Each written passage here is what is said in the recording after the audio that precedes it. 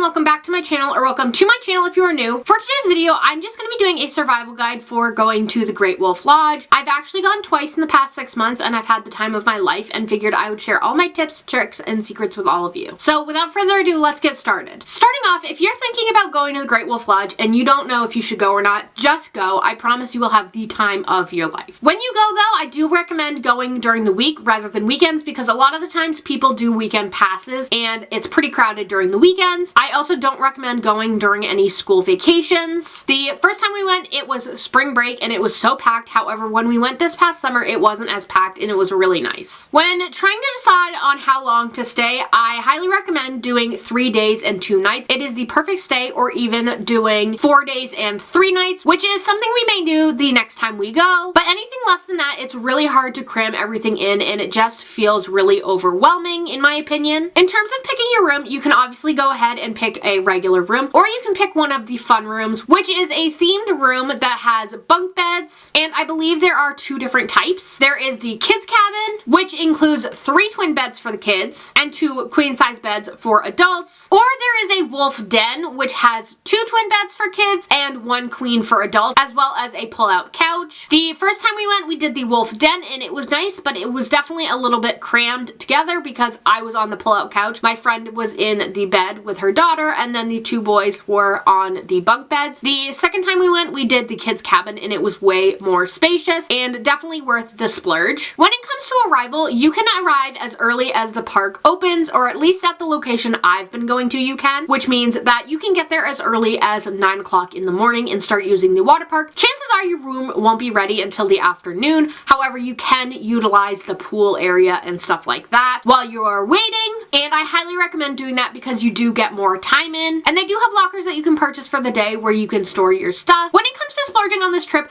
I highly, if you take away one thing from this video, it's this: I highly recommend doing the breakfast buffet. It is worth the money. You get all you can eat food. It is a great time spent with family catching up and talking about our favorite things that we've done on the vacation, and it really sets your day up to be a good day. Yes, the pools are fun, and yes, the arcade is also fun. However, for all of us, we literally all look forward to this breakfast buffet and still talk about it to this day. So I highly recommend getting that package. As for other food, there are other places to eat at the hotel. However, I highly recommend bringing a ton of snacks because snacks there are pretty expensive, and I just think having snacks in the room is a lot better. It's also nice at night when you are coming down off of the high from the day and you just need something to munch on. When it comes to drinks, soda sippers are a nice splurge. For those of you who don't know, a soda sipper is basically a reusable cup that you have unlimited refills on throughout the resort, and you can fill it up as many times as you want while you are there, and it's definitely worth the splurge. I believe they're like $20. However, you're getting unlimited refills and you go through a lot of liquids when you're doing stuff like this. I've talked a little bit about the pools, but what I haven't talked about is the adventure park, and let me tell you, the adventure park is a lot of fun. However, I highly recommend waiting to do the adventure park until nighttime because the adventure park is actually open 2 hours later than the pools, and so I highly recommend getting the pools out of the way during the day and spending as much time as you can there. And in terms of finding a pass that works for you as a family,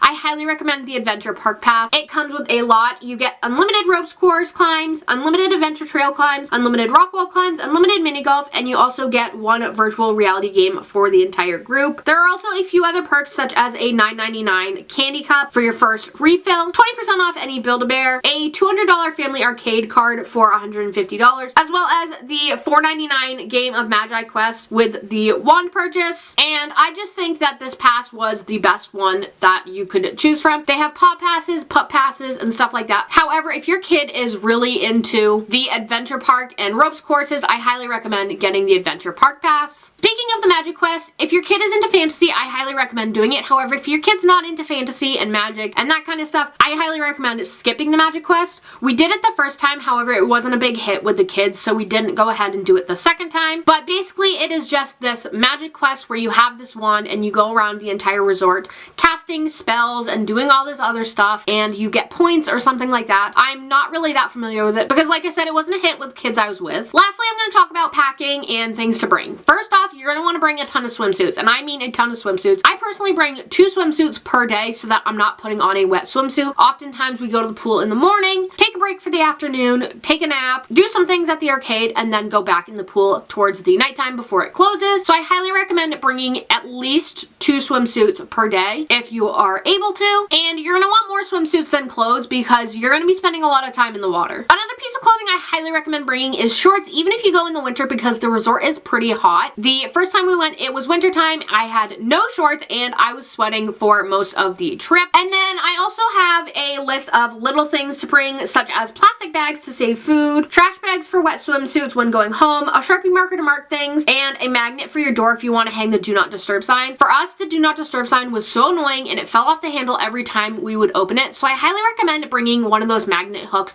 just so that you can hook it on that way and just hook it on. We are a group that likes to not have the housekeeping come in throughout the day. We would just rather have it be ourselves making the beds, and that is perfectly fine. So those are just all of my tips, tricks, and secrets for surviving the Great Wolf Lodge. If you guys have any questions, leave them in the comments down below and I will do my best to answer them. While you guys are down there, be sure to hit that subscribe button if you haven't already. I upload new content regularly and would love if you'd become part of our little family. Also be sure to hit the bell so that you are in fact notified every time I do upload a new video. I hope you guys like this video and I'll see you guys next time. Bye guys!